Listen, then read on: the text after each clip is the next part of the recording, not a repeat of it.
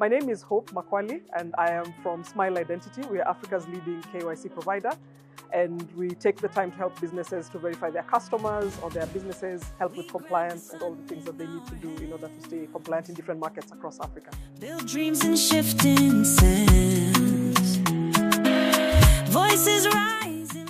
I think when I was coming in, I'm looking for an opportunity to engage with the ecosystem. There's been a lot happening for women in tech. So for me, this conversation about women startups, looking at funding, I was looking for an opportunity to just learn what's going on in that market and how can women leverage themselves better within this month. So it's been a very interesting conversation. I think coming in, there's a lot of assumptions about how, for example, investors work with women.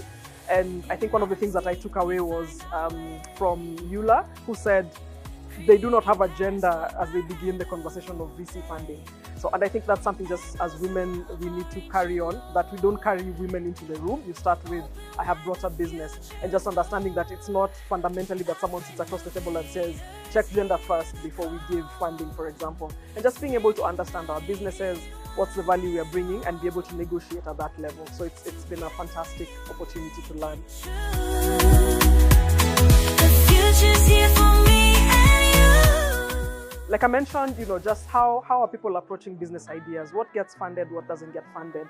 And I think also just an understanding of how much do we need to leverage ecosystems. We think about, we almost have a, what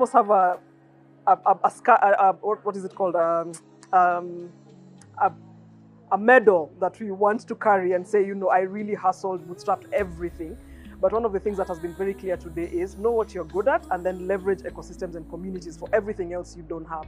So there's a glory of a founder who does everything. They're a finance person, they're the guy doing marketing, etc. It is the nature of startups, but it doesn't have to be if you really want to go far.